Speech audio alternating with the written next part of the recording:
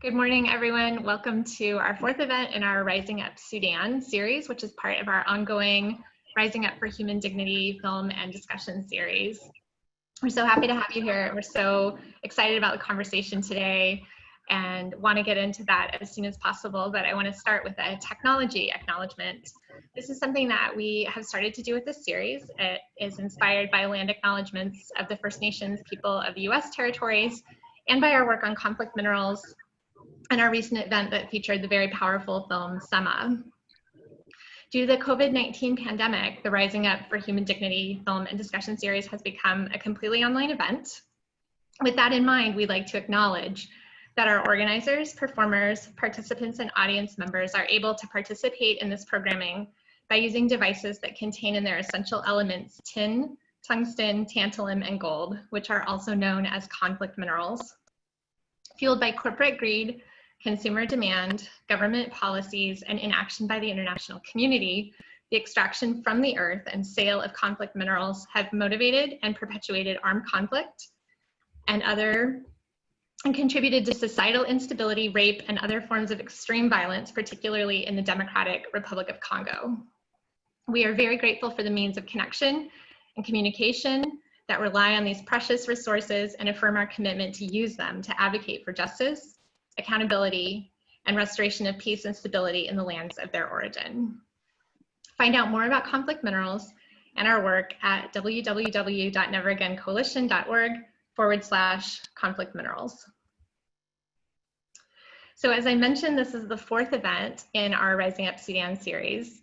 Our other panel discussions have been recorded and they remain available. You can access them from our series website and also from our Never Again Coalition YouTube channel. We've had some really profound and fascinating conversations with artists, activists, and filmmakers about Sudan, its past, its future, and just the many complexities of that beautiful place. And if you have a chance, the conversations are really worthwhile to catch if you're able to. Registration for our series is actually ongoing. We have one more event. Khartoum Offside is a brilliant film by Marwa Zain, and it's going to be available for people that are registered in our series to watch July 23rd through 25th. And we'll have a panel discussion a week from today at the same time on July 25th, Saturday at 10 a.m. Pacific time. So please register if you haven't already, and if you are registered, please make sure to join us for that. Also, the film I Am Bisha, which is a short by our moderator for today, Rupa Goganani, is available, and it remains available to our registrants through the month of July. And I really encourage you to catch that. It is just a really fascinating and delightful and deep work of art, and we're really excited to have a chance to highlight it. And we're so pleased to welcome Rupa also as our moderator today. So Rupa Goganani is a filmmaker and photographer. She's based between Nairobi and Paris. Over the past 10 years, her work has focused on historical memory and life amidst conflict across East Africa. She holds an MSc in African Studies from the University of Oxford, where she researched the construction of media narratives around Somalia. Her projects have documented political satire in Sudan, investigated the origins of piracy in Somalia, and followed the historic Mau Mau case against the UK government for colonial era abuses in Kenya. To see her films and photographs, you can visit rupagoganani.com. And thank you so much again, Rupa, for being here and being part of this conversation. It's been such a pleasure to correspond with you and converse with you in preparation for this. And I'm really looking forward to the conversation with you and our other panelists. So I will turn it over to you. Thank you. Thank you, Ruthann. And hello, everybody. Welcome. I'm really excited to be with everybody today. We have a really great panel with some really talented people joining from all over the world. So I guess I'll just get started and introduce our panelists. We have from Khartoum, currently in Khartoum, Assil Diab. Assil Diab is an internationally acclaimed Sudanese graffiti artist, graphic designer, visual artist based in Doha, but right now she's in Khartoum. Known as Suda Love, she is the first female graffiti artist emerging from Sudan and Qatar. Assil graduated from Virginia Commonwealth University with a BFA in graphic design and has since worked as a freelance graphic designer and graffiti artist. In addition to spray painting on the walls of Sudan and Qatar, Assil's artwork has also been exhibited in Bahrain, Germany, Bangladesh, and the USA. Her work has also been published in books, including Artisans in the Middle East and Duresha. She's been featured in dozens of news outlets, including the BBC, CNN, and Al Jazeera. One of Assil's most acclaimed works is her recent project, Martyr's Graffiti, where she traveled to Sudan during the revolution, beginning in December 2018, to paint murals of the martyrs who were killed by government forces. She painted at least 30 martyrs on the walls of their respective homes to honor and pay tribute to their martyrdom. We also have with us Khalid Albaih, who is, hi Khalid, who is Romanian born and Qatari raised. Khalid is an artist and political cartoonist who currently lives and works in Copenhagen, where he is the International Cities of Refuge Network Pen Artist in Residence. In Doha, where he lived previously, Albaih worked as the head of public art for Qatar Museums Authority. Albaih publishes his cartoons on social media under the name Cartoon, a pun on his hometown in the capital city of Sudan. His cartoons have appeared in the New York Times, The Atlantic, NPR, and the BBC, and his social and political written commentary has been published by The Guardian, CNN, Al Jazeera, amongst others. His work has also been exhibited around the world. He's the founder of Doha Fashion Fridays and the Khartoum Art and Comics Library, and also an instrumental figure in the artist collective Culture Runners. And our last panelist today is Rudwan Dawod. Rudwan is a political activist and human rights defender and was one of the founding members of the revolutionary youth group Grifna. He now serves as the vice president of Sudan of the Future political campaign. Rudwan formerly served as a facilitator for reconciliation and humanitarian projects with Sudan Sunrise and was the project director for a reconciliation project in which Muslims from Sudan, South Sudan, and the US rebuilt a Catholic cathedral in Torit, South Sudan. So with that, I just wanted to welcome all of our panelists and thank them for their time. And I wanted to just start by asking each of you, the past year and a half in Sudan has been tumultuous and there's been a lot of change. And I just wanted to sort of ask each of you to tell us about your own experience during this revolutionary time, whether it was within Sudan or from a distance. And yeah, so sort of how you've experienced this.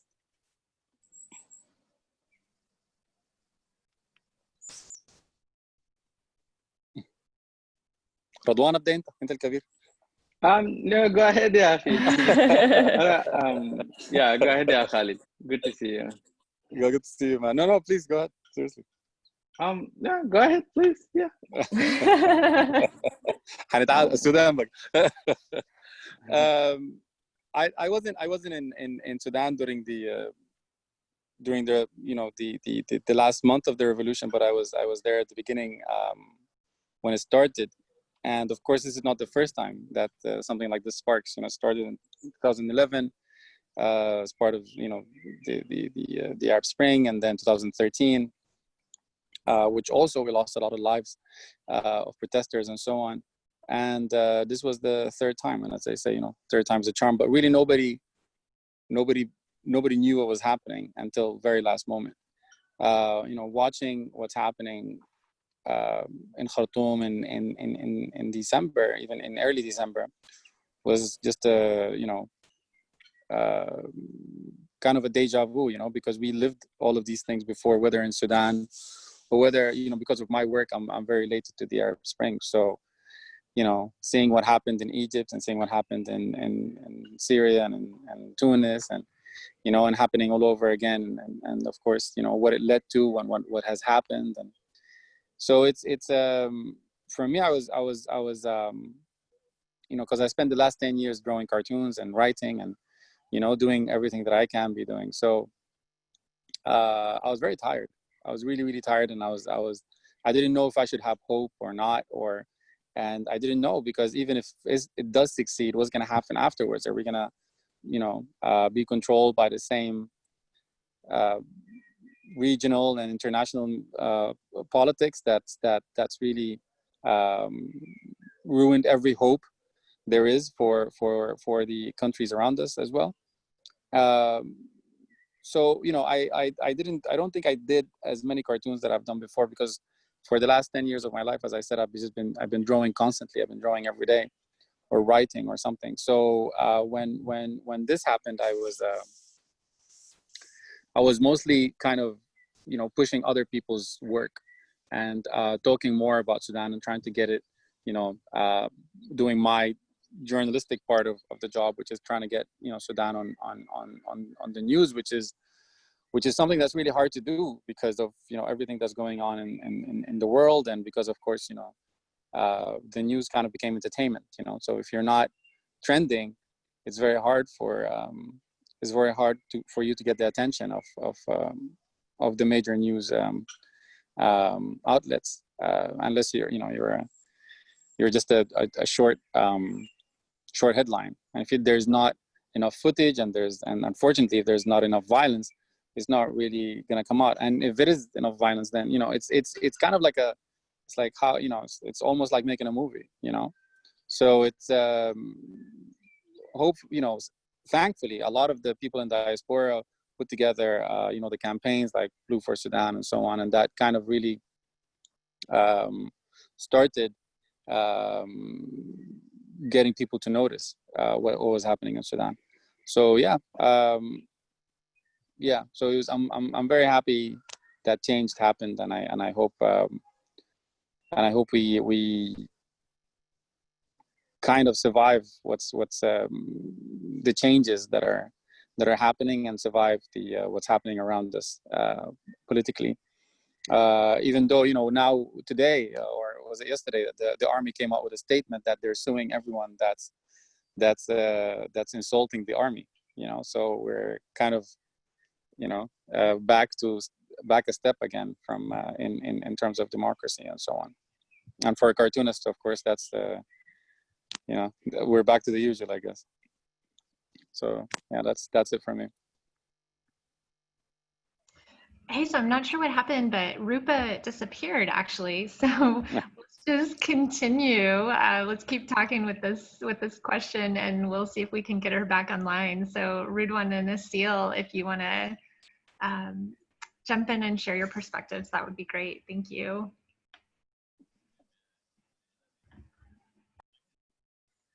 رضوان يا أسيل كيف؟ خش كيف ازيك؟ أنا مشكلتي كنت طاشي نسيت السؤال، فداير آخذ منكم بخرة. She just wanted to know what was يعني فضحتيني بالإنجليزي طبعا. Go ahead, yeah. عربي اوكي No, it's okay.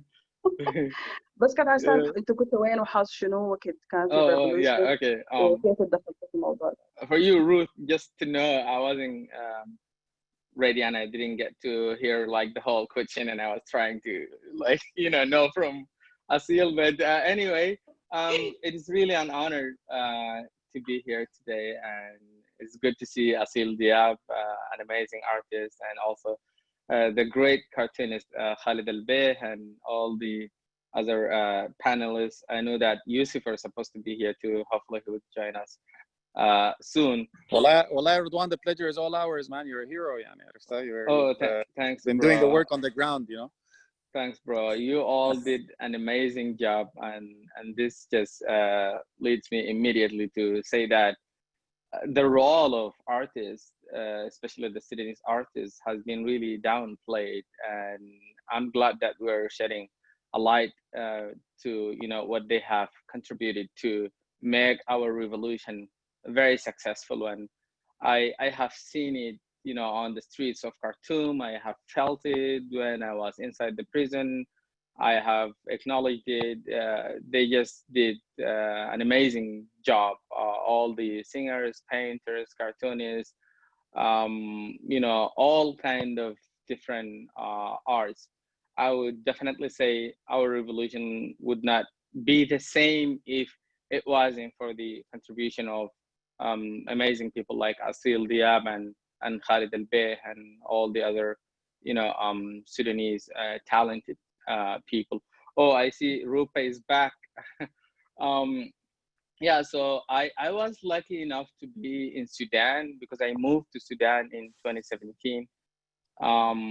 You know, and I was full-time politician and human rights activist. There were times when we like almost gave up, you know, because the regime was very brutal. Whenever we tried to organize any peaceful protest, they just face us with brutality, torture, arrest. And this just last, I mean, in the December Revolution, I was arrested 4 times. 2 of them were very bad experience.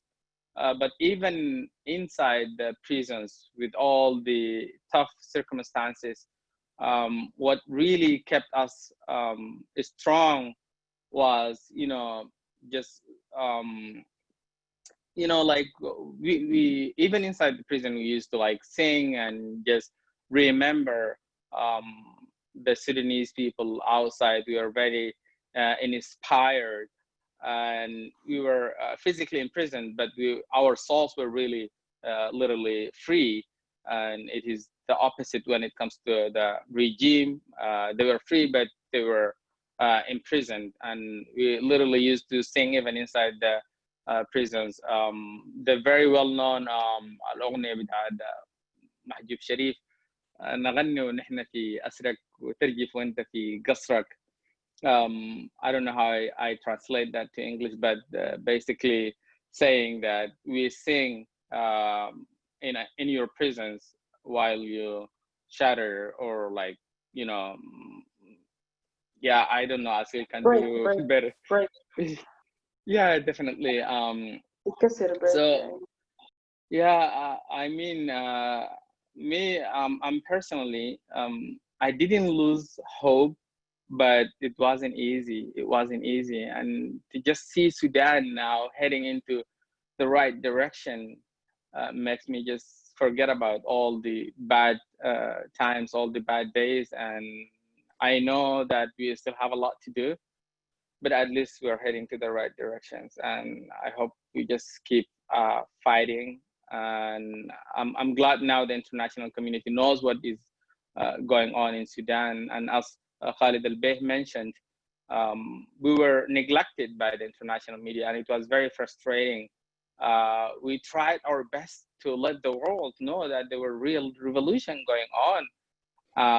You know, as the says like always goes, you know, when it bleeds, it leads. So because we didn't have enough casualties, it wasn't enough for the media to cover what was going on. But you know, thanks just for the like all the social media activists who were working enough to just let the world know what was happening, and all the international organizations, the Friends of Sudan. So yeah, I'm just glad really like that we are still keeping it up.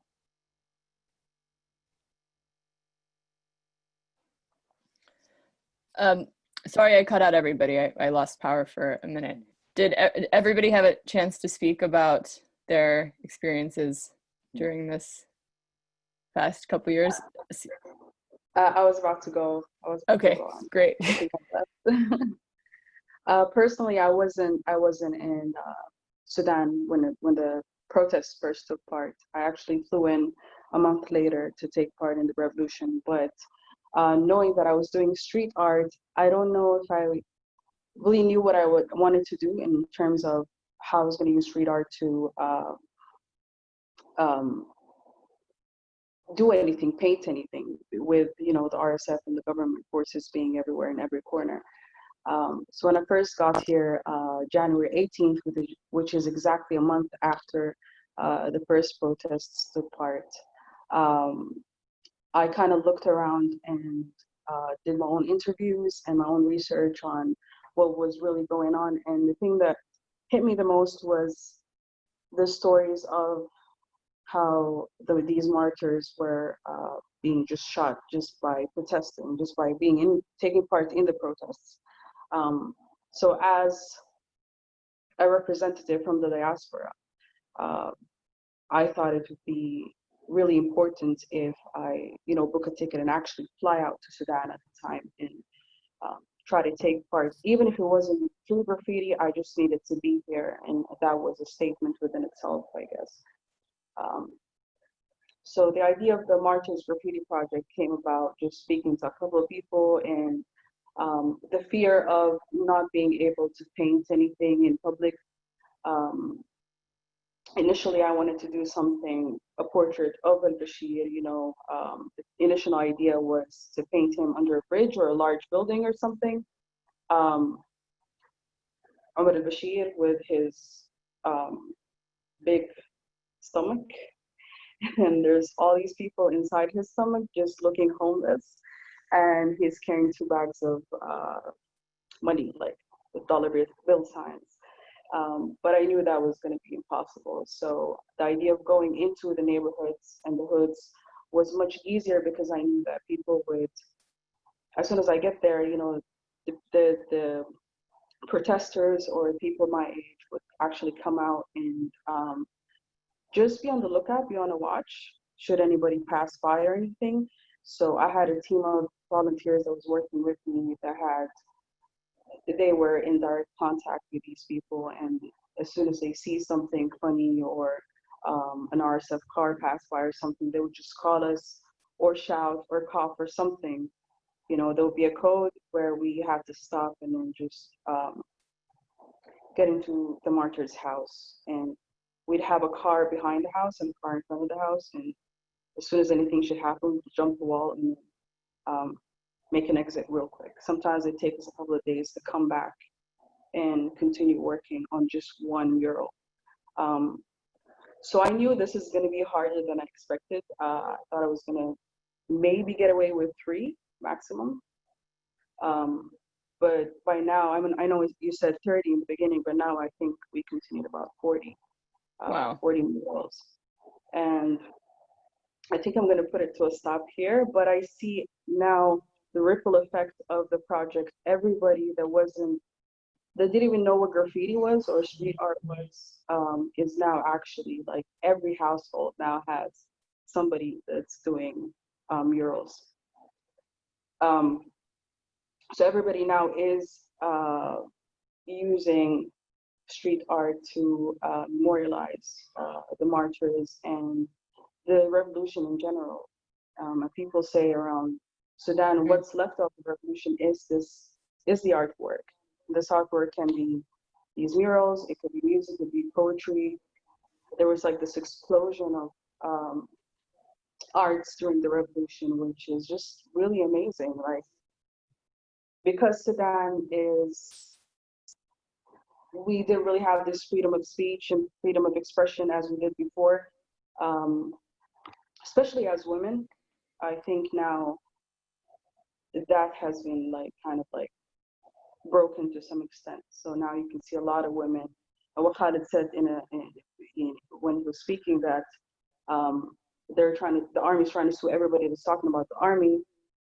There's this one specific girl called Rudwan or something that's being seen now during the protests now against what's going on in Darfur, just talking about the army or anybody who was involved in anything that had to do with the revolution otherwise. But like I said, there's more girls coming out, there's more women coming out, and that's also great. Also with the Blue for Sudan hashtag, when there was an internet shutdown for like a month or something, we also used street art to basically paint everything blue. Trees, lampposts, the floor, everything was blue. So when the internet came out and people who didn't have access to the internet, they used to come up to us and ask us what's going on.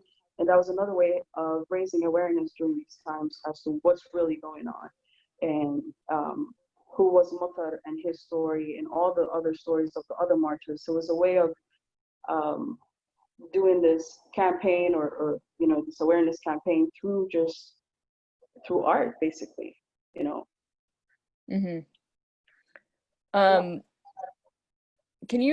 So last time I was in Sudan a few months ago, I met this young artist who had said he was an art student, and he was talking about how before this most recent revolution beginning in 2018 December, he felt like as an artist he was kind of considered as an outsider on the margins of society. And then over the course of the past couple of years, he feels like artists have really been centralized and have become leaders, and are sort of looked to as leaders.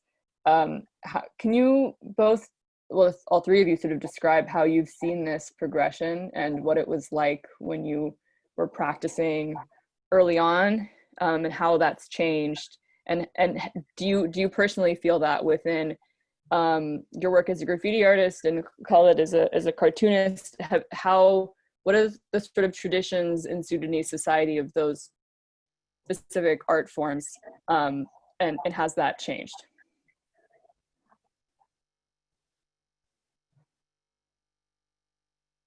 Go ahead. No. Go ahead. I think, you know, political cartooning was you know, it's in the newspapers. Everybody knows what a political cartoon is.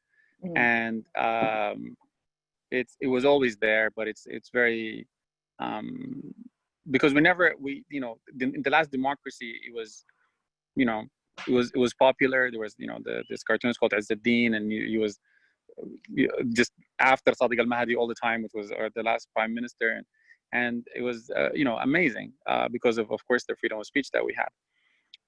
Of course, during the last 30 years, you can't do anything. I think everything was online. Most people were online doing what they can do, but it's I think you know, the revolution, I don't think it started last year. You know, the revolution started, I don't know, like since 2008 or something. You know, like people like Rudwan were on the street since then, you know, trying to change things. Nas Girifna and, you know, all of this stuff, and Taqir al-An and all of these guys, and you know, a huge part of that was I think, you know, the political activism. As political activism was growing, art was growing at the same time as well, and you know, the posters and the designs, and, you know, all of these things started to grow gradually, as well as you know, as well as the people's will, I guess, for freedom, and a lot of the young artists and designers as well in the diaspora and in Sudan. And there was a lot of art, you know, some good art, some bad art, but I think the internet helped a lot of people see what they can do for free, you know, a lot of programs and easy to use and things like that. And you know, because always, you know, like the how this government, you know, and not only Sudan, but in the region as a whole, you know, people look at artists as, you know, useless, really. Like, what, you know, what do you, how is this good for anyone? And that's really, I think, the look at art in any developing society, because at the end of the day, people are hungry. You know, you can't talk about art and beauty and so on in a place where people can't really eat. Mm-hmm. You know, so. Mm-hmm. I think it's, you know, it's part of a culture that a lot of people appreciate design, you know, like things with a purpose. You know, if you do something with a purpose, people appreciate it. And I think that's why, you know, political cartooning, for example, was because it was a purpose. It had a purpose. Then people will kind of pay more attention to it and respect you as an artist. But art for art's sake was always seen as a privilege. So when you know, with the political atmosphere, I think in the region as a whole, from the Arab Spring and so on, a lot of art started coming out, a lot of movies started coming out, a lot of posters, a lot, and so on, you know, and everybody was watching it, everybody was seeing it on Facebook and on Twitter and all of that, and because the world is so connected. And I think this is, you know, artists started growing from that inside of Sudan. I started growing from that.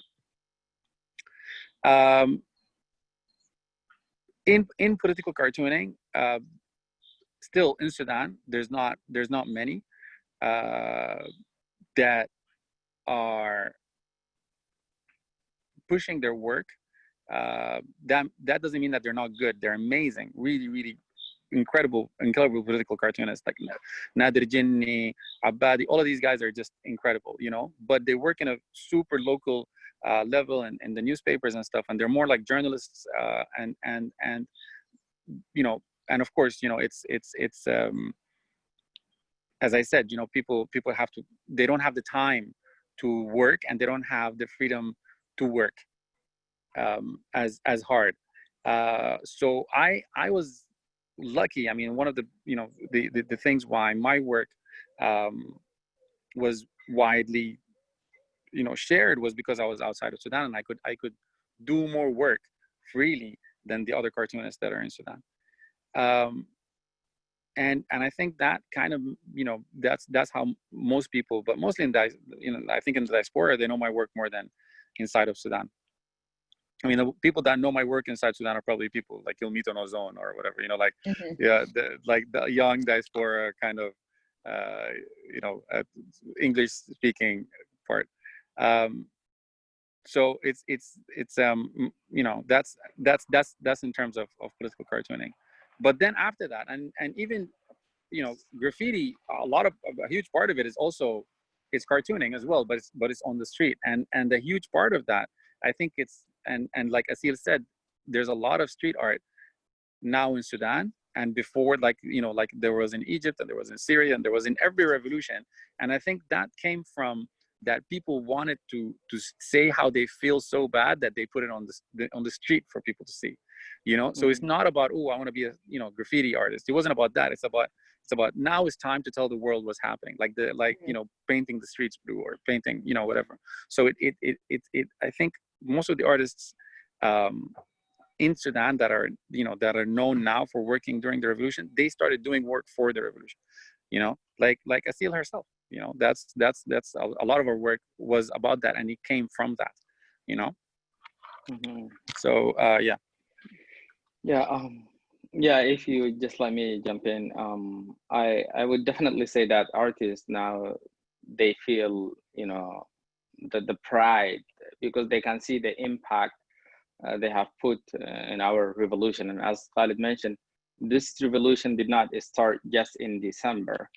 And the artists, they were always there, but this regime, I mean the past regime, knew their impact and just declared war on them. Many of the artists were forced, like, to move outside Sudan, to go for exile, and even like those who decided to remain in Sudan, they were censored, they were oppressed, and there were a lot of suppression. And, you know, just it wasn't a good environment before the revolution for artists to, like, for people to see their values.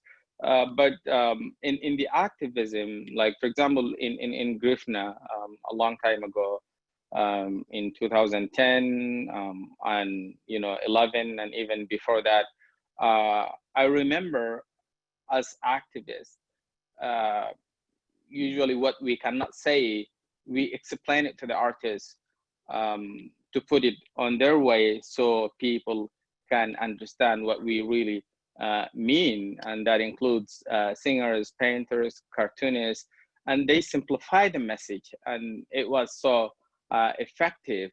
And when like December Revolution started, it is the artists that just let everybody feels what was going on. Like, for example, when I see graffiti of Assil Diab, of any of the martyrs, to me, that is a living person. It's not just like a piece of painting, and it, like, insistently reminds me of the sacrifice that so many people have done. It reminds me of our dreams of a better Sudan, and it just inspires me to keep fighting. And even in the Syrian area, because of the artists, the environment was so welcoming, and the walls were very beautiful. And it was like that because the artists, they can finally have their freedom to, to express themselves through songs, through paintings, through all form of kind of arts. And that is where the pride comes. And that is even when the Sudanese people felt the values of arts. And not only that, but the artists, they did bring arts to the neighborhoods, because, as Khalid mentioned, it was just an elite thing and usually centered in Khartoum. But during the revolution, the art were brought to the neighborhoods, and it just became very popular that everybody can feel that they are artists, or they have an artist inside them. To me, I'm not an artist, but I can relate to it. And I just remember one of the nice quotes by Albert Einstein. It says, art introduced me to the, the revolution introduced me to art.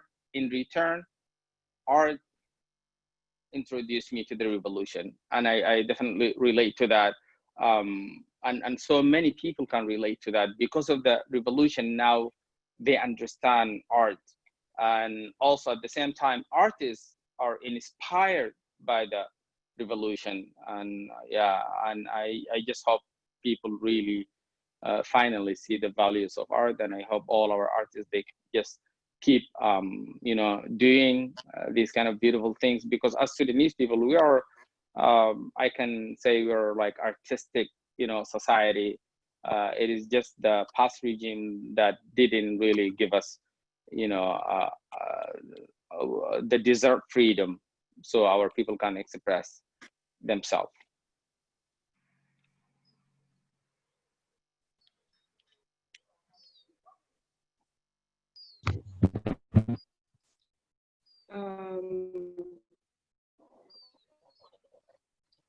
Can you hear me? Yep.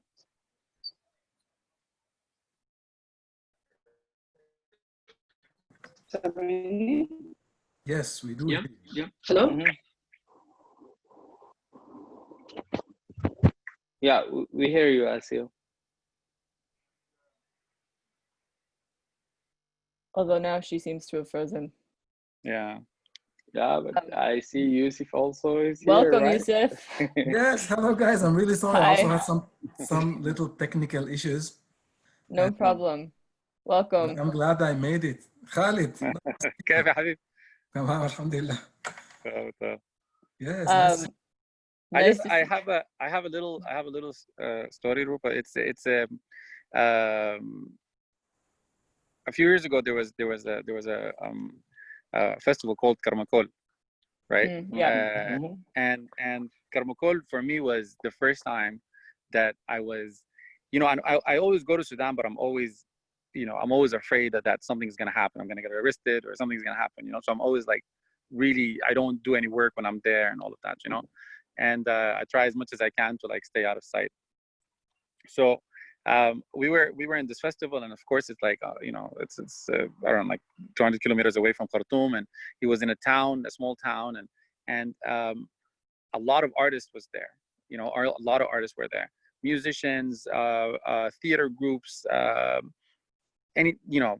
lot of the artists that came out during the revolution actually were there, and we were all doing a lot of work together, and there was an amazing program, and we basically turned this deserted village into a scene. Like all the villages around it used to come to the village to watch the shows, to see this new thing that's happening, and it turned into a market, and it was beautiful, because like I work in museums, and in the museum world we call that the Bilbao Effect, right? Because there was in Bilbao in Spain, they built this, which is an industrial town, they built this museum, and then it became a very touristic town, and it brought back life to that town. So I think we kind of really did that, and part of that was all of the Sudanese artists at the time in the scene met, whether it was like musicians or whether it's visual artists or whether it's like theater, and everybody met, and we were all working together. And I remember this incident that we were sitting, and of course it gets dark.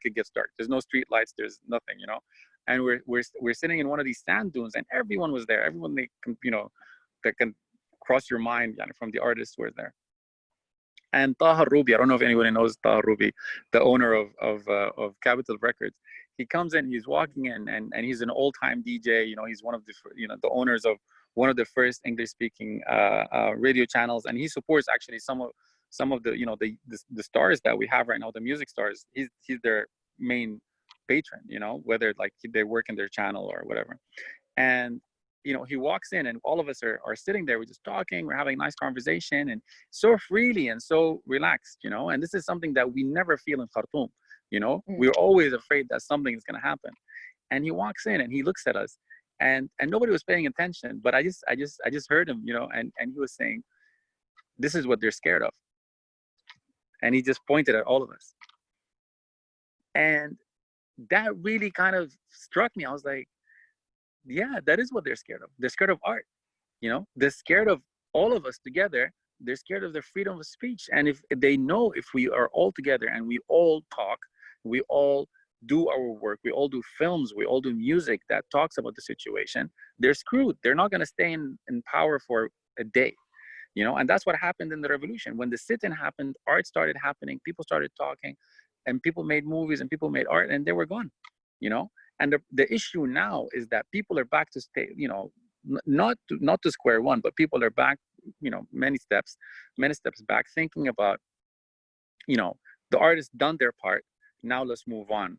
A lot of, and this is kind of what happened again. I keep going back to the Arab Spring, but it's what's happening, and it's a lot of the art was seen as something that, the first thing that of course exploded with the Arab Spring, and then people looked at artists and people looked at activists as troublemakers, because people wanted to go on with their lives, so places like the sit-in that was happening, it was an issue for a lot of people, خلاص ما يمشوا بيوتهم, like just let them go home, and the same thing now, like look what's happening in Darfur, there's 10 sit-ins, and people are so obsessed with like let's keep moving. People forget that there's people that want to express themselves, so it's the idea of expression that's scary to authoritarian regimes.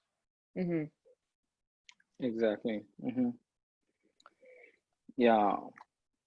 I just want to quickly introduce Usif before we move on.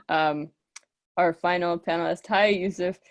Usif Idriss was born in Tripoli, Libya, to Sudanese parents. He spent his childhood in Khartoum, where he studied the oud, which is the Arab lute, and began his continuing journey through the region's musical traditions. In his adolescence, Yusuf's family moved to Egypt's cosmopolitan capital, Cairo, affording Usif the opportunity to immerse himself in the musical traditions of more distant shores.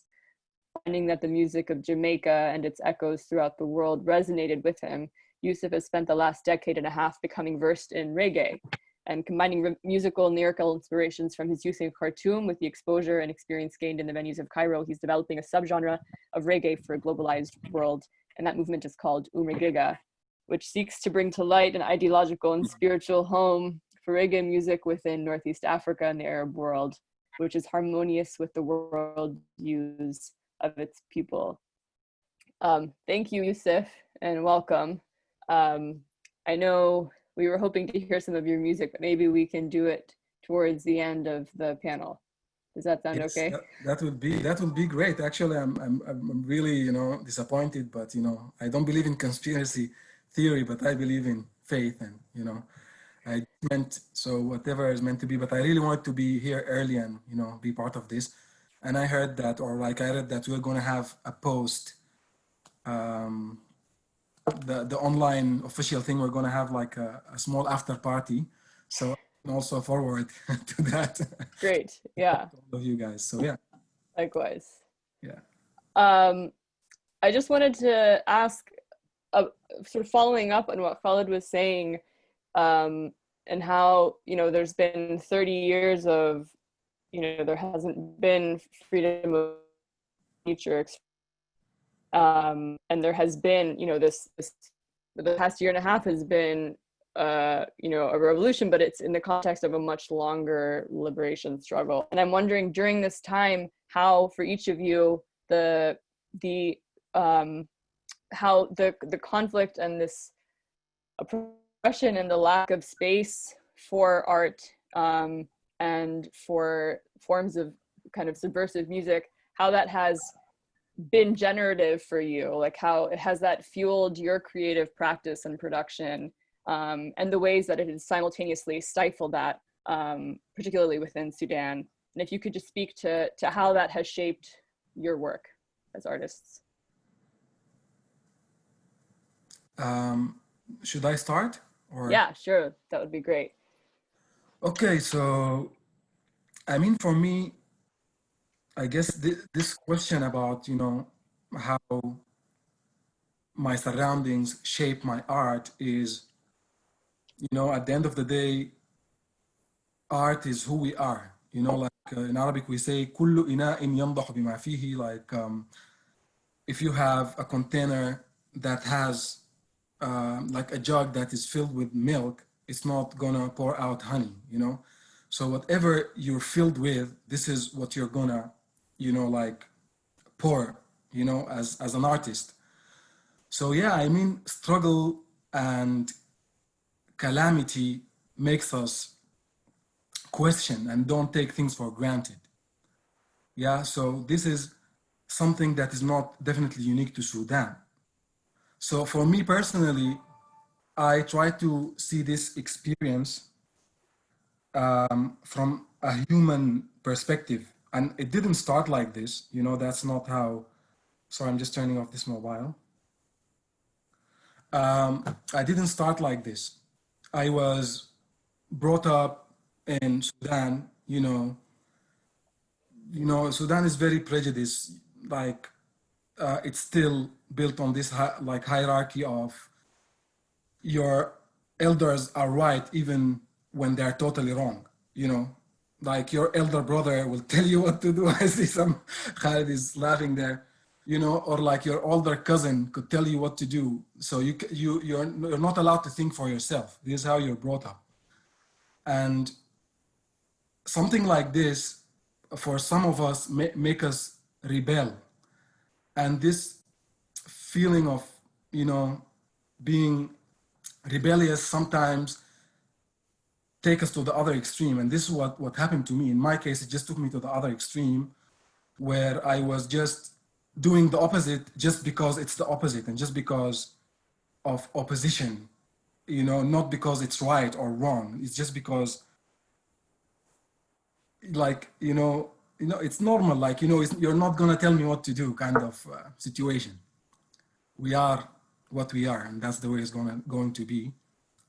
So, yeah, and along the way, you know, like, art is not really something that is new, and no one is trying to take away art. They just try sometimes to censorship art and try to manipulate it in a way that serves their own agendas.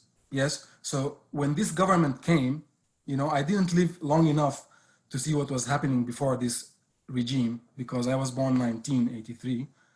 And, you know, when I was trying to make sense of things, these people were already in power. So that's my whole life. But I don't think it's something that started 30 years ago. So yeah, if you look at Sudan, I'm just looking at the history of tribal wars and what was in Sudan in, you know, in fairly recent history, like 600 years ago or 700 years ago. And you see the role of arts in, you know, like if you go to old Nubian monuments and see depictions of soldiers getting beheaded or being fed to lions, this is art. You know, they want to tell their opposition, if you, through art, if you dare to, you know, challenge us, you're going to die. And this didn't change with this regime. It just continued. We see lots of examples. Like I grew up singing, you know, like في حماك ربنا في Sabili Dinina and all of that stuff at school, you know, and going to the Masira every Thursday, you know, which was kind of fun because we can escape and go play football. But yeah, that was the reality of it, you know, like we had to sing all of these nasheeds, you know, and أمريكي روسي قد دنا عذابها علي إن لقيتها طلابها and all of that stuff. I don't know how to even translate this stuff, but you know, maybe this should be a project of, you know, a collaboration of artists to bring this stuff and, you know, look at it. But anyhow, yeah, this regime used arts and they used music, especially intensively. And they used it actually to manipulate the masses in a very systematic way. So they didn't suppress arts, they just suppressed opposition arts or anyone who want to think for themselves. And this is not new and it's happening everywhere. Mm-hmm. So for me, what really, I think, shaped my art now at the moment is me being a human, because thinking Sudan, I question, I've been like, since I left Sudan in 1997, because at that time, when you finish high school, you had to go to the military and serve for a year. It wasn't a year. People spent like 2 to 3 years before they were able to come back, if you came back, to get your high school certificate to go to university. So, and they were kidnapping, literally kidnapping people from the street. We know the kasha, you know, these big buses that they made out of these, like, you know, big trucks, and they just fill it with people from bus stations and take them to the front lines to fight. So we had to like go out of Sudan, get out of Sudan. And some of the few people who could afford that, like my family, sent their kids to neighboring countries, especially Egypt. So I grew up in Egypt since I was like 14 years old, you know, just found myself in this, you know, like cosmopolitan city, which is, you know, very big, very different than Khartoum. And just started challenging all of these perceptions and ideologies that, you know, that were incepted into my brain. And then throughout this process, I just don't want to talk a lot about this, but eventually this freed me from being Sudanese. It freed me from being Egyptian. It freed me from trying to associate to any political borders, because all of these political borders are, you know, synthetic. It's human made. You cannot. It's great for managing resources. It's great if we use them in the right way to manage, you know, crime and, you know, to like, yeah, manage resources in a good way. But unfortunately, this is not what it is now. It became something that we die for. You know, it became something that we almost, I believe, worship, you know? So yeah, for me, this struggle going through this stuff in Sudan and then going out of Sudan made me lean more towards just thinking of all of this as being a human. So for me, like the way my struggle in Sudan shaped my art is made me become more of, you know, free from being Sudanese. This is what it gave me. And I'm really thankful for this. I'm really glad that, you know, whom or it whatsoever that, you know, decided to create this universe and create Usif, decided to send Usif to Sudan to go through this and to learn this lesson and to just become a human. Thank you, Usif. Yes. It was very formative in its own kind of way. I hope so. Yeah. We're gonna jump to some Q&A shortly, but I just wanted to see if Khalid or Assil, if you wanted to speak to that question about your own practice.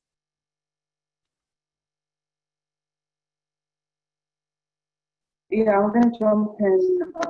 Sorry about that. My phone overheated because I'm in Sudan. Can everybody hear me? Yes. All right.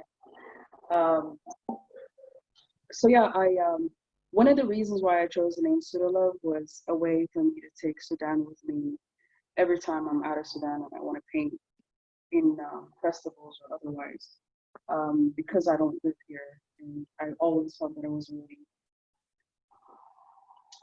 part of the Sudanese culture like that, even in outside of Sudan.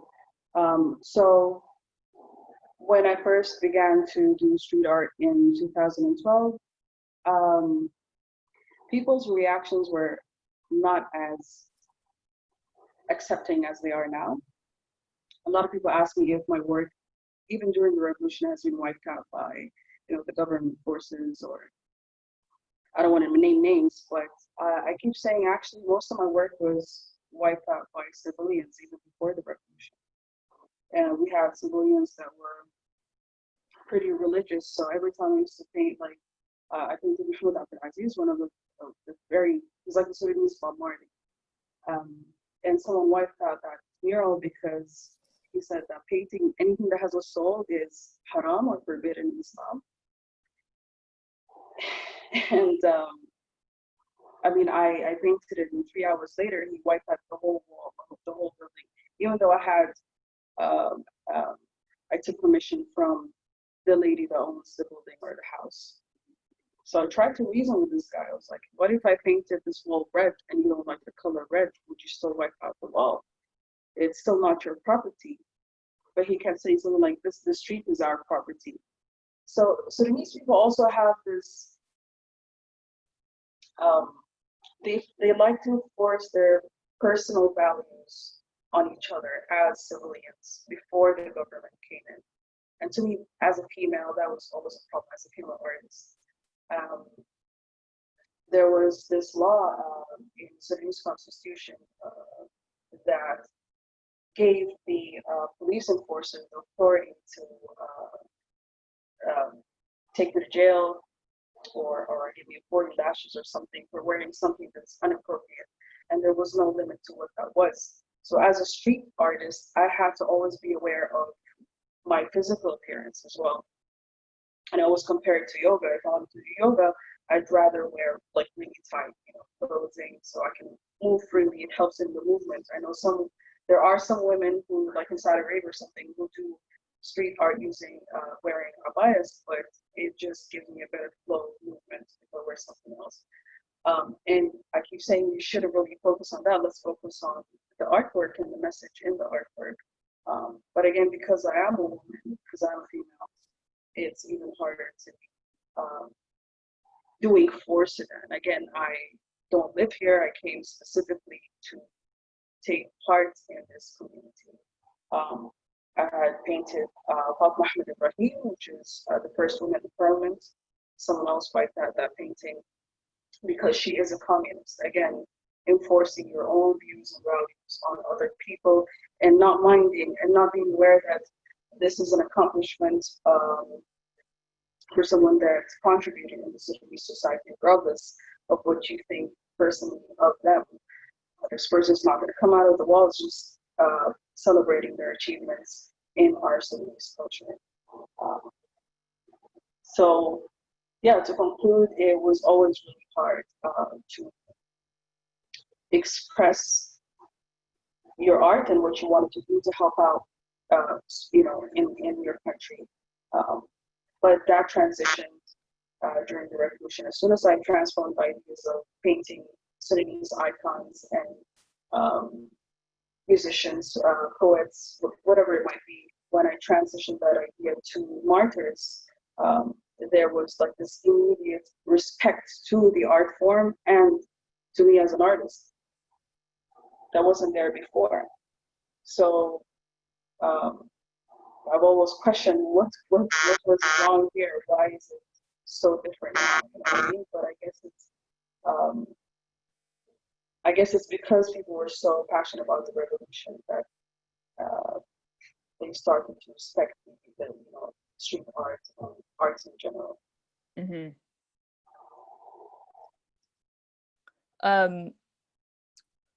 I'm going to move into some questions that have come in from the audience.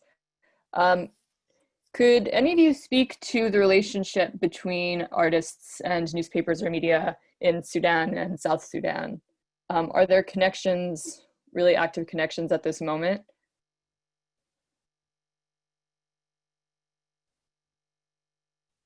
Between Sudan and South Sudan? Yeah, artists between the two places. Not that I know of, but there was a group called Ana Taban in South Sudan when the protests were happening in South Sudan, and they, I personally, contacted them to see if we can do any work to support and all of that. But I don't think there's in terms of visual art, there's really collaboration. I mean, in Sudan, there's no collaboration, let alone between Sudan and South Sudan. I mean, there's not really any place to do anything, like there's no galleries, there's art shops, and they're mostly for expats or diaspora Sudanese or something. It's not something that a lot of Sudanese will go out and buy art. And that's one of the issues, actually, that we don't have an art ecosystem. So if you do study art, what are you gonna do? That's a huge question. What are you gonna do as an artist? What are you going to do? Most people, we had one of the best art schools in Africa. Khartoum Art School was one of the best art schools in Africa in the 50s and in the 60s. And actually until the 70s, it was amazing. And, Ibrahim al-Salahi, Shibrain, Kamal Ishaq, all of these people graduated. But the main job for a lot of the artists was probably drawing for for the books, like the educational books, or becoming a teacher, an art teacher, but again, there's no market, Right. So that's a huge part of it, and the lack of space is also a huge part of that as well. And yeah, so I've been working on a lot of projects trying to establish spaces and trying to find free spaces for artists to work and create some sort of an alternative system rather than going through the very Eurocentric kind of like a gallery and a museum and da da da da da. We kind of do our what we have, really, so yeah, there's not a lot of connections with South Sudan at this moment. None that I know of. I mean, I can add a little bit to this. Sure. From the music perspective, because I think Khalid talked really well about visual arts and all of that stuff. From the music perspective, before I left Khartoum exactly 2 years ago, there were some initiatives, and I believe because I was exposed to this through Capital, I was working with them, and they were partnering with some guys who were able to get a fund to start this like musical workshop and performances between the Nile Basin countries. So like they were dealing with South Sudan or Southern Sudan as a country, that's shares the Nile Basin. And yeah, there are some small things. I'm really, I've been here for 2 years now in the States, and I'm not sure what's happening back there. But there are lots of initiatives, even through Umrugeiga, the initiatives you mentioned earlier. We also, because it started in Cairo, we had some of the people who joined the initiative very early on, who were like Sudanese from South Sudan. Like Philippe, he's a reggae, Southern Sudanese reggae artist. And I guess initiatives and, artistic initiatives are very important, and they are the only way forward in, like to really bring these the conflict between these tribes and these nations or sub-nations. I don't know what you call them. I'm not really good at this terminology of things, but yeah, we're moving very slowly, but we are moving forward with these small initiatives. Yes. Another question that's come in is how you're all feeling about the space for art and economic opportunity for all Sudanese, which is, you know, I think a big issue right now, and how that is playing out with the transitional government. Yeah, I mean, if you guys could speak to what you're seeing, Assil, maybe on the ground and from afar, what is life like there for artists currently and for the Sudanese people at large? In terms of them doing exhibitions locally? I think the question was about will the government be successful in promoting art and economic opportunity for Sudanese? So yeah, I mean, I guess has space really opened up? And I mean, you've mentioned there's been a blossoming of creative production there. But as Khalid mentioned, also there's not really the infrastructure ecosystem or capital to like support this. So like how exactly? I think that's that is the first issue here. I don't know if there's a lot of spaces. There's Impact Hub, the Sudan Museum, and Gota Institute, for example. There's a couple of organizations where people have already been doing shows and galleries and talks and panel discussions or whatever. But I think with the current situation and the coronavirus right now, I think a lot of people and during the revolution have really taken the internet to be the platform for everything. I think this is going to continue even after the coronavirus is done, for now at least, until things are a bit stable. I mean, we thought it was stable, and then Darfur happened. So yeah, that's. I can add something because I'm not in Sudan at the moment, and I left it 2 years ago, but I can, project or see some things that could happen, because I was in Egypt post, during, and before the Egyptian revolution.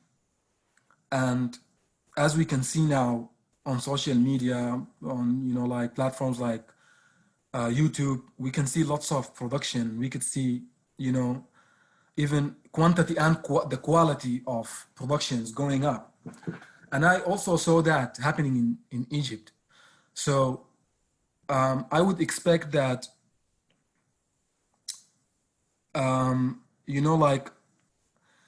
one of the biggest problems for art is not necessarily the government paying attention to it in terms of building the infrastructure, because art is entertainment. Entertainment is, a big industry with lots of money.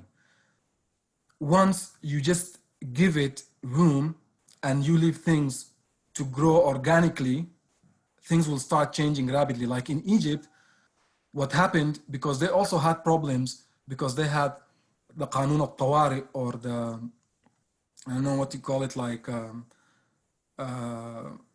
some kind of law that is enforced that, makes it impossible for big gatherings.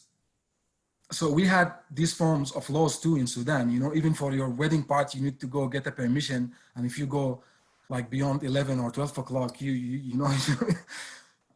get into trouble. But now with freedom, there is more room for people to make big events. Big events means more affordable events with lots of income for artists, because you can, if you sell 1,000 tickets, it's not like having a venue that has 100 or 300 or 500 tickets. If you can sell 10,000 tickets, that's a lot of money, and all of this money is going to go into the industry and get it going. And this is what happened in Egypt. And now we see all of the bands of the Egyptian revolution, they now have lots of money, and they really created this like alternative music scene, and it just became huge. There's lots of money in it. So I see that hopefully happening in Sudan, if at least the government stop censoring and, you know, putting pressure on artists. They don't really need to do much. They just need to let it grow organically without intervention, and it will boom. This is what I see. Khalid, did you want to say something about this? Well, it's for, you know, I agree. I definitely agree with Usif. You know, having it grow organically, I think that already happened, and that's part of, you know, what happened in the revolution. I mean, there's a whole like hip hop scene, and, you know, a lot of, you know, the reggae, a lot of new musicians coming up now, and they're being featured, and, you know, they're doing a lot of work internationally and stuff like that. Not a lot, but good work.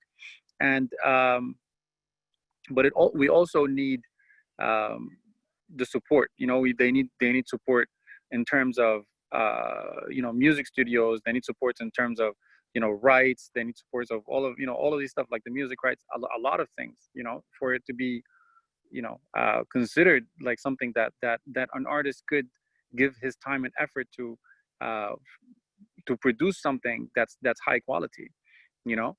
Other than that, it's just going to be half his time and half his mind, and then it's, you know, it's not going to be you know, feasible for a long time for a lot of people to do that, you know, because of course they have families and they need to go to work and they need to do a million things, you know. So it's, I think there needs to be support for the idea of having a stable, you know, art economy, whatever that is, you know. Like, we need to build institutions. We need to have proper music studios. We need to have proper music schools. We need to have proper theaters. We still don't have theaters. You know, I don't know if you're showing the movie, but you know, Talking to Trees is an incredible film that shows the difficulties of just showing one film during the last 30 years. You know, so we're so far behind everything that we don't have the proper venues. We don't have.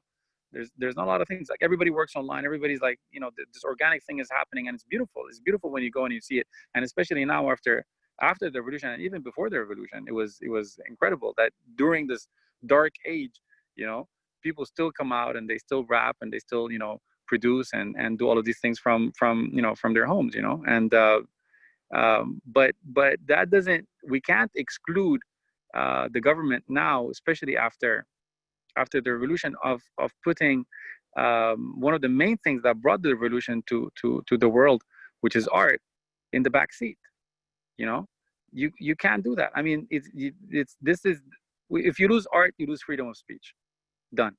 You know, if you don't have the right artists talking about the right things right now, then we're back to stage one. Authoritarian regimes are going to come back, and this is how it started now. With this announcement by the army that they're going to sue everyone that insults the army, you know. So it already started. We're already going backwards, you know. So if we don't protect our freedom of speech through art, through all of these things, it's going to be back to stage one. And look what's happening now with the Sisi, you know. Shadi just died in prison, right? Like the music director, you know, and he just died in prison. So it's you know, it's, again, we cannot exclude the government from the responsibility. And I went, when I went to Sudan, I've met the deputy head of the culture ministry, and he was like, yeah, great, amazing, but right now, you know, we don't have money. You know, that's the issue. There's no money to support anything right now. You know, and then Corona, of course, came, and then it was a whole thing.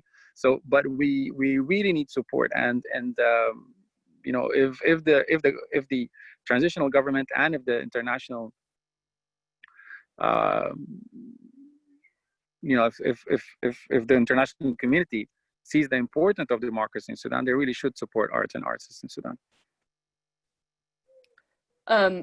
There's a couple of questions. Sorry, go ahead. I just want to add to what Khalid said, because he made me really see also some more important points that maybe I wasn't able to see before he talked. And, you know, like for the government role, we know that Sudan has much more, you know, important things in the, you know, like the hierarchy or the pyramids of needs to fulfill before they can get to spend money on art, you know, like, yeah. But what I guess Khalid and me are saying is, at least don't sue the artists, don't put them in prison. So don't intervene, let it grow organically, and it will grow, it will generate its own, you know, it will become more like a rainforest, you know, it will generate its own rain and it will keep growing. Just leave it alone.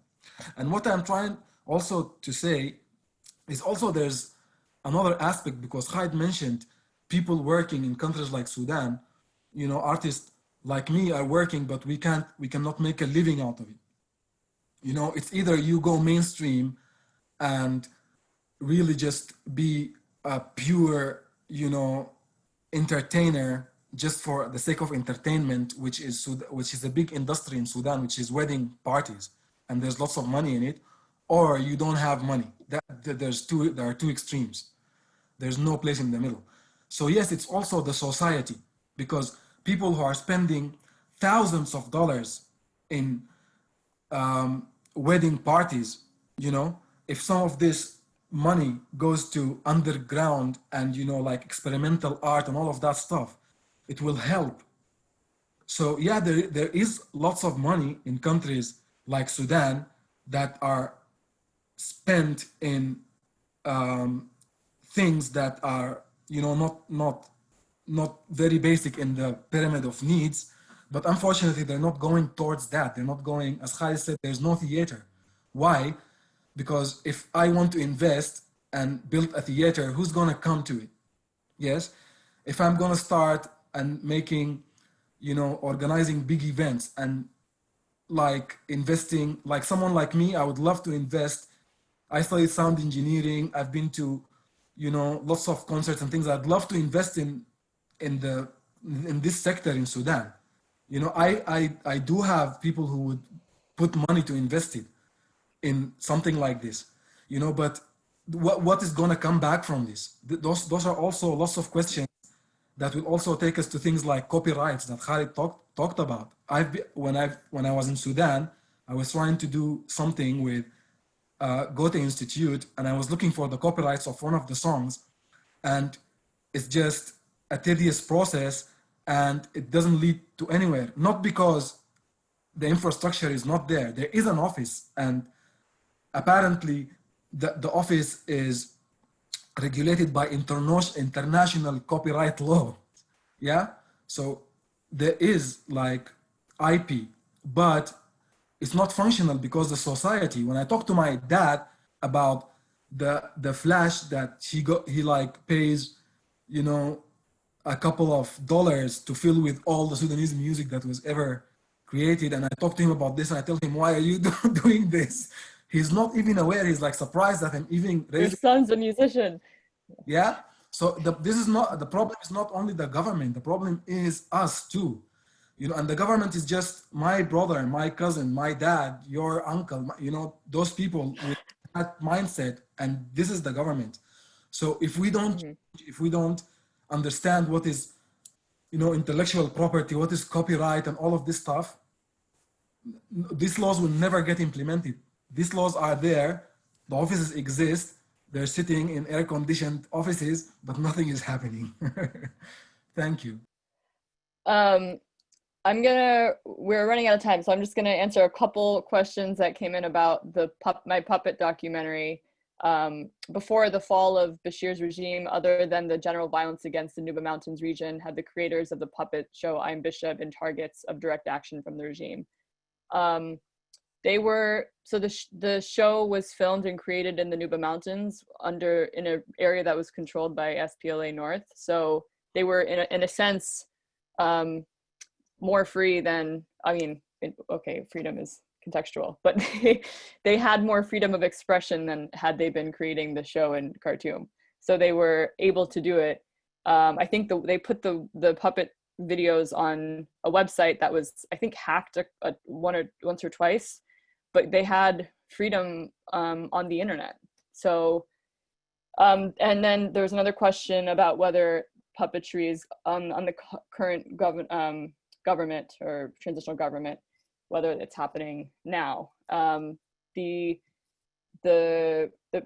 Ganja and Kamal, who were in my documentary, left Sudan and were in Kampala for a while, actually making reggae music, and now they went back to Khartoum, and now they're back in Nuba Mountains. And I don't know if they've been talking about making another one, but we'll see if it happens. So I just wanted to, I guess, Usif, if you're able, would you like to play some music for us? Or maybe I'll turn it over to Ruth Ann and then she can close it out and then you can play after that. Sure, whatever, I'm here. Okay. I just had some technical issues, but now I'm here and I have time. I'm very flexible. Okay, great. So then I'll wrap up with just some brief closing comments and then we'll turn it over to Usif. And as long as anyone wants to stay and hang out and hear music, we'll be there. So that sounds good. Thank you everyone so much. Thank you, Rupa, for your insightful moderating and just sharing your depth of knowledge of Sudan, your experiences of being there. Thank you so much for sharing your film. Just tell all audience members and all panelists, if you haven't seen I Am Bisha, see it, because it's really great. It is funny, it's deep, and the Nuba Mountains is such a beautiful part of Sudan that most people probably never get a chance to see or hear from or hear about. So see I Am Bisha. And as she said in one of our conversations while we were getting ready for this panel, Ganja and Kamal are true artists. She said whatever they do is art. And so I think it's really, see that if you can. See I Am Bisha, it's worth it. Assil and Rudwan and Khalid and Usif, thank you so much for being here. It is just so exciting to be, despite all of our technical difficulties today, to be able to gather people with such profound and diverse experiences from literally all around the world to talk about Sudan. And thank you so much for being here. Thank you for sharing your perspectives and for the work that you have done to fight for the Sudan that you want to come to fruition. And we really support you in that and join you in your hopes that it will come to fruition and that Sudan will have the government and the peace that it deserves to allow the artists and the activists and the voices of the people that are there to really thrive. So we hope for that too. We have many partners and co-presenters for this series. I just want to acknowledge them. In addition to Never Again Coalition, we are joined by Amnesty International USA Group 48, Portland State University's Holocaust and Genocide Studies Project, Portland State University's Conflict Resolution Department, and Portland State University's Middle East Studies Center, World Oregon, STAND, Sudan Unlimited, Act for Sudan, the Sudanese American Public Affairs Association, iACT, Cool Islam, Cascade Festival of African Films, and the Oregon Jewish Museum and Center for Holocaust Education. And I want to especially acknowledge Amber Curson, who has set up our tech setup for today and is really invaluable in the organization of this entire series. We have one final event in this series. Please join us next week, as I mentioned in the intro, for a conversation around the film Khartoum Offside by Marwa Zain. Registration is still open at www.neveragaincoalition.org/risingup/Sudan. And you can also find actions on our Rising Up series landing page, which is also neveragaincoalition.org/Sudan-action. Our current work is focused on revitalizing the Sudan Caucus in the US Congress, supporting the Youth, Peace and Security Act, and the Sudan Democratic Transition, Accountability and Financial Transparency Act of 2020. And lastly, if you value this programming, you can donate to the Rising Up for Human Dignity series on the series website, and all donations will go for direct programming costs, such as film screening fees. And support the artists on our panel. We put links in the chat. We'll have also links from our website, but please support them, follow them, share their work. And thank you for joining us.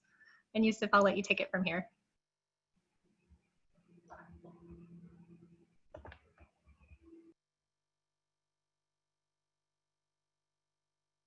Okay.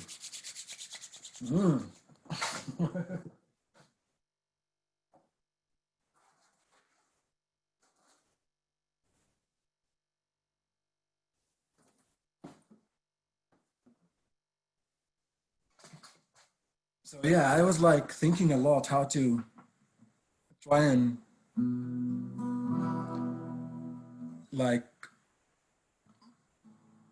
kind of sing music or, you know, create a show that kind of, you know, it's not totally in English because I can't do that, but still people can relate to it, and it's also relates to the bigger context of what is happening.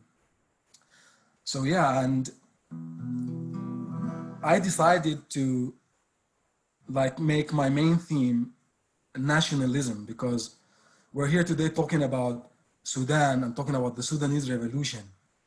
And, you know, I'm afraid that, you know, I'm one of the people in this world that are afraid that at some point nationalism is just another replacement for tribalism. And, you know, it's just another way to divide people and another way to, you know, for those people who want to divide and conquer to be able to keep manipulating the masses. So I'm going to start by a song that I really like. It's a Sudanese song by Ahmed Al-Mustafa. And it's a song about watan, it's about home, but it has really nice values, and it's a very nice approach to the idea of home.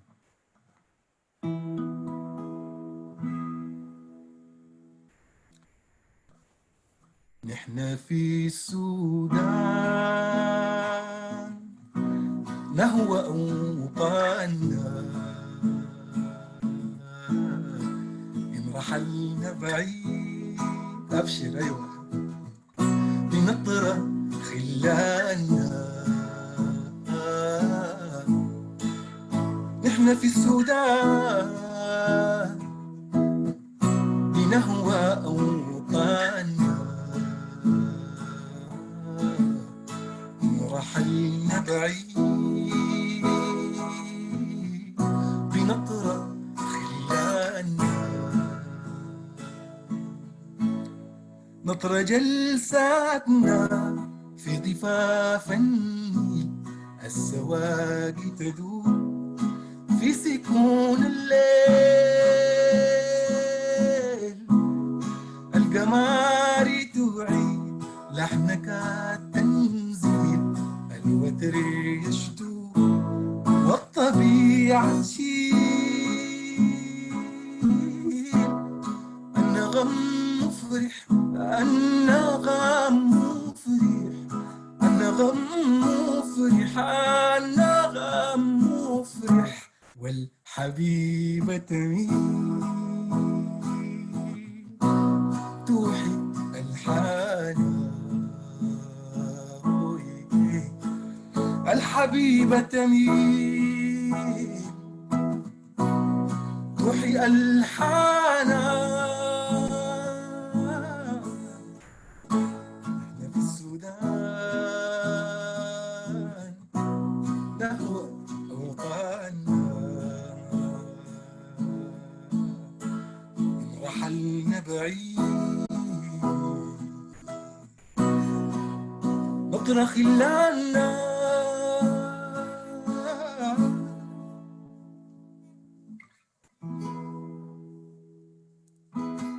أبشر. السلام عليك يا تسلم يا خالد. To bring this to context more, we're talking about diaspora, we're talking about artists who are outside of Sudan. And this song, although it's talking about home, it's approaching it from how you feel when you leave home, you know, rather than when you're home. So it says نحن في السودان نهوى أوطاننا إن رحلنا بعيد نطرة خلالنا. Like in Sudan, Khalid, do you want to translate this? Go ahead. We in Sudan, we Sudanese love our home, and whenever we travel, we think and reminisce about our friends and our time. Beautiful. And it's a very warm song. It's like, you know, I'm like tearing up right now. It really just tells you how warm we are as people, and that's I think, I don't know if any of the attendees ever went to Sudan, but I think that's the first thing that they will feel, how friendly everyone is. It doesn't matter if you're in a war zone or if you're in central Khartoum. It's people are very warm, and friendly.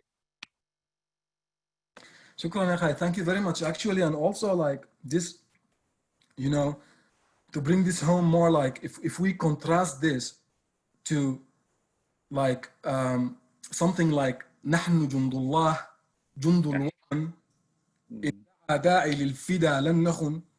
And like for me, I'd rather have this as my national anthem, to be honest, because to associate watan with God and to take it to that extreme that we would die for these political borders, and that's really scary. And when I listen to that, I don't really, for someone like me, I don't feel connection. But as Khalid said, as soon as I listen to this song or I play it, I just feel this deep sense of just being a human and being part of this, and like for the universe to put me in this place and to be part of this fabric, this social fabric, and I just feel really happy, so yeah, I love that. Hopefully one day this will be our national anthem, that we can celebrate our humanity, and our emotions rather than and scaring each other. So yeah, that's a great song. I really love this song. So another one also around this theme is, unfortunately, also a song in Arabic, but it's kind of like my reply to all of those people who are making lots of big publicity about Halaib. Halaib is this region that is somewhere, on the 22 line, which was like the British people, when the colonization decided that anything above this line is Egypt and anything below this line is Sudan, without considering tribal affiliation, without considering anything. And then later on, they decided that this part of Halab and Shalatin is part of Sudan. At that point, it was just the governor of Khartoum. It was all of it was under the British colonization, but they just decided who's ruling what and doing what. So like at some point, I lived in Egypt for a long time, and also I do have like Egyptian heritage. I do have grandfathers who came from Egypt, as the story of most Sudanese people. But at that moment, when you see like how, some of the bad people in the media, they try to make tensions between the two countries and between, this long, history of marriage and intermarriage and, like families, and they just want to wage wars between them. And this was my response, because I was really sad, because I feel love to Egypt because, I grew there, and I feel love to Sudan because I also, grew up there. I grew up between the two countries. I love it. And I don't see these political borders as anything. They mean nothing to me. I love the people wherever it is, but yeah, it makes me really sad. So I want to sing this song and try to make it brief, because it's a big one and all in Arabic, but yeah, that's what it's talking about.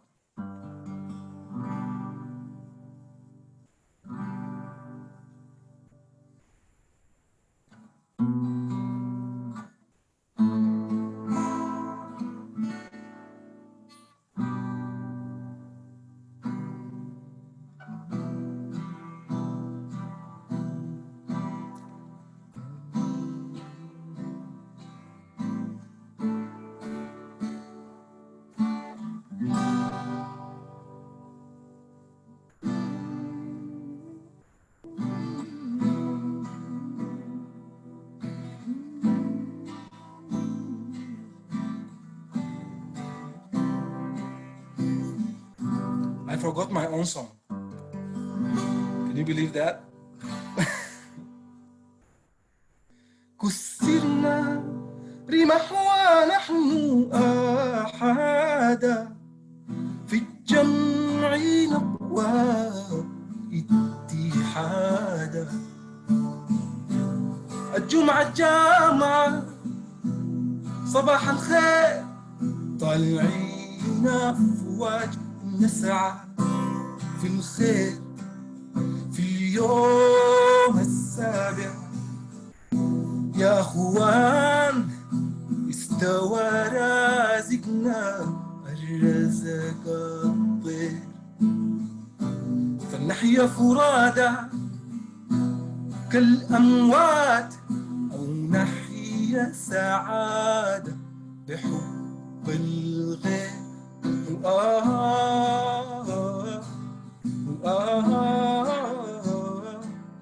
وأنا هي مصر والسودان يا شباب النيل أنساب مرحان من دهر طويل مصر والسودان يا شباب النيل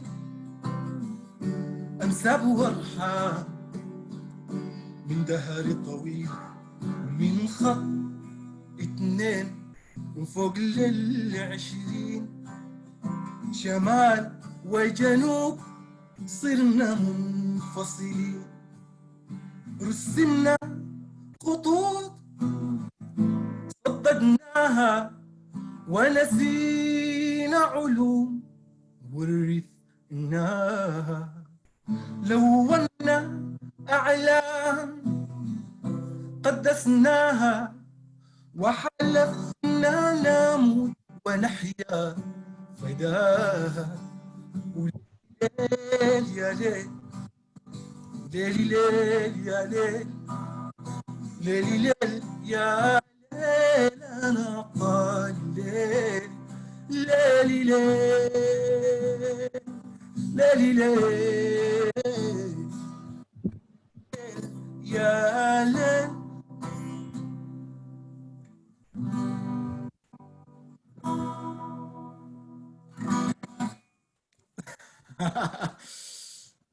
شكرا شكرا أصيل. ده من الوالد ذاته.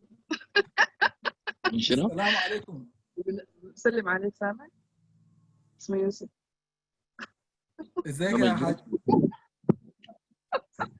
شكرا شكرا شكرا لك. اهلا وسهلا. That was amazing, man. I have goosebumps all over. بلغي تحياتنا للوالدة برضه جايتك واحدة. ما سامع كويس طبعا لكن technology. بلغهم جميعا تحياتنا الحارة. يوصل إن شاء الله. Thank you for that. يوصل يا خالد. بسلم عليك هذا النور. يعني ما عارف أقول شنو، لكن بغض النظر عن الحدود السياسية يعني أنا من أكثر الناس اللي بتغيظني الحدود السياسية دي، لكن الحمد لله أقوم أخذكم لحاجة تانية. I'll take you to another thing. Sorry, I started speaking in Arabic. Forgot totally. Okay, so yeah, I really have, you know, something, you know, that hurts me when I start to realize that we are bound by imaginary lines, you know, such as political borders. And yeah, it just hurts. And this song is about that. But it also took me back to something that is very important, which is, you know, being part of live bands and live music for a long time and trying to develop ways to survive within this type of environment, which relies heavily on teamwork, something that I was never brought up in Sudan, you know, like teamwork and how to do that. So for me, it was a struggle, but at the end, I was able to relate this to all of what is happening around me in Sudan, at least, and then take that to the you know, bigger context of the world, which is, you know, like in bands, we have this problem of the ego and people trying to follow their ego rather than be a team player. And just, you know, it doesn't matter who takes the lead if they can keep it tight and neat, you know, because we have a bigger thing to do. For us, we have a concert to deliver, you know, and maybe for politicians, they have, you know, a country to lead forward, you know, people to feed, you know, and poverty to fight and diseases and all of this stuff. So yeah, I think this is a very important thing in this context of, you know, nationalism also, because bandism made me become a very strong band member. But I found that eventually something that became on my way when I was trying to make bigger initiatives that bring more people together, initiatives that can do more good. You know, the name of the band we were building stood in the way of that. Our ego, like we were able to grow out of our personal egos, but we also had another ceiling that we had to break through, which is our band. You know, how to work with other bands that share the same cause and just not focus on our band because it's our band. Bring more people. You know, it's not really about us. It's not, the art is not about, you know, making it. It's about its effect. It's about it's not about who takes the credit. If we're really genuine, it's about who is affected by the message and how strong the message is and who it reaches. So anyhow, this is a song about that.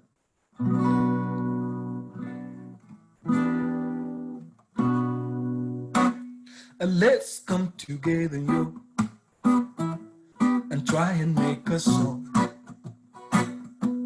Let's put it together, yo. Allah shall guide us on. Hey, come, yo.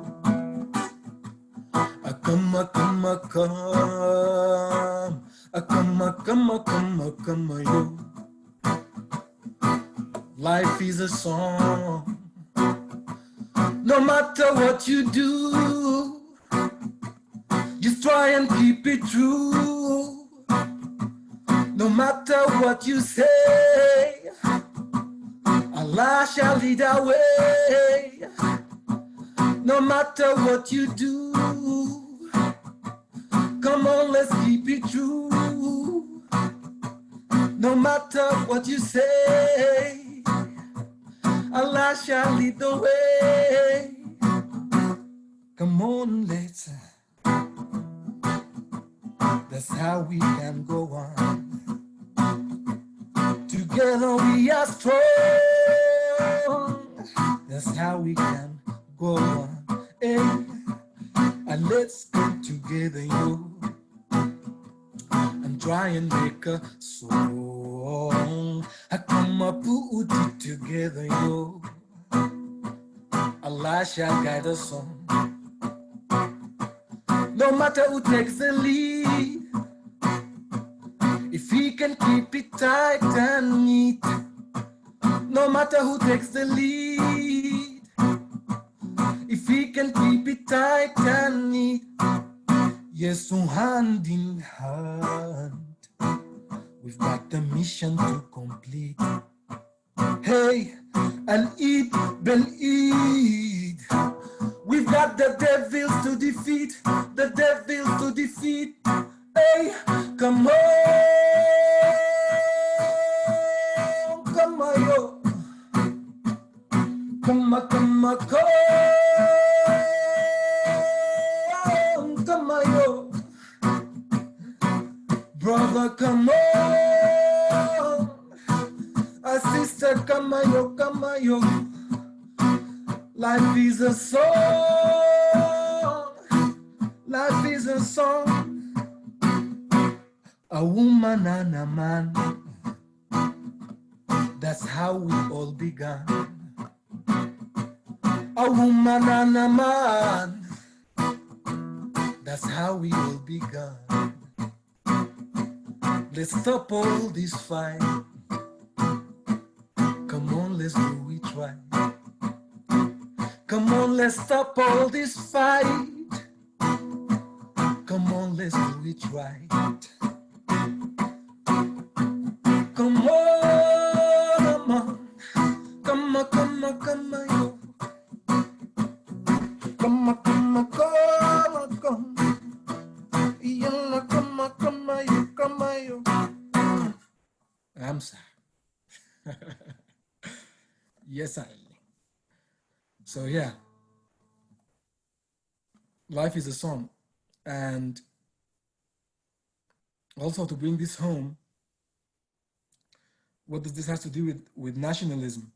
I see that now as Sudan, with the Sudanese revolution, we're still very focused in Sudan with its political borders, like the way someone decided that it should be, you know, someone just drew some lines and decided that this is Sudan.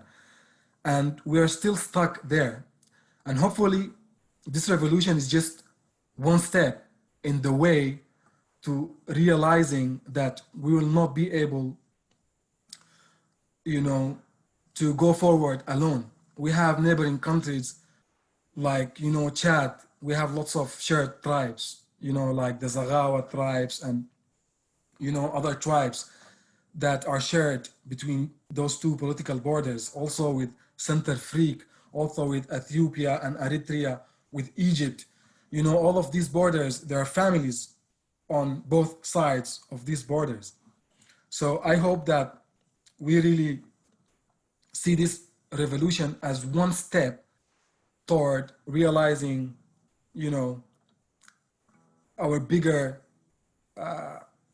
you know, like context. Thank you very much, everyone. I don't know if you guys are still That was enjoying great. Thank you, Usif. That was amazing. I'm still here. I just had to turn off my camera because there's so many family members. Yes. Yeah, So, we're here. It's a good time to wrap up. So, yes.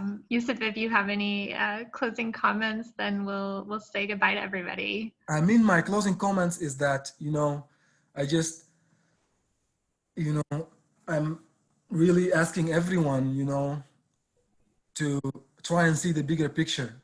Yes, Sudan is going through a great time with the revolution, but we shouldn't, you know, make this isolate us from other very important issues. Sudan is not going to be stable without all our neighbors being stable, you know, and without, in the bigger picture, the world being stable. You know, a president that is elected in the United States can bring dramatic change to Sudan, you know, and vice versa, you know, because oppression and famine and problems in countries like Sudan can help fuel radicalism and help fuel, you know, like terrorism and all of these things that we have these fancy terms to coin, but at the end of the day, you know, they're just simple things coming from, you know, someone is hungry, someone have been oppressed, someone have been, you know, and if we don't collectively try and stop this, it's not about political borders, it's not about Sudan, it's not about the United States, it's not about Egypt. We have to work together to end this. We are, you know, just one small community, yeah? So we have to look at the bigger picture. So I hope that Sudanese artists try and also put some of these elements into the art to try and elevate, you know, the average Sudanese people to this, you know, mind state that, yeah, the first step is al-aqrabuna awla bil ma'ruf, and those of, you know, like kin are the most worthy of our, you know, good companionship and our good deeds. But also, this is just one step towards our big goal, which is humanity. And yeah, that's the only way I would love to wrap this up. Thank you. Thank you so much for that. It really is a call for for all of us. Thank you. Thank you to our audience members who are still here. Thank you again, panelists. Thank you again, Rupa, for just making this an amazing event. Bye, everyone.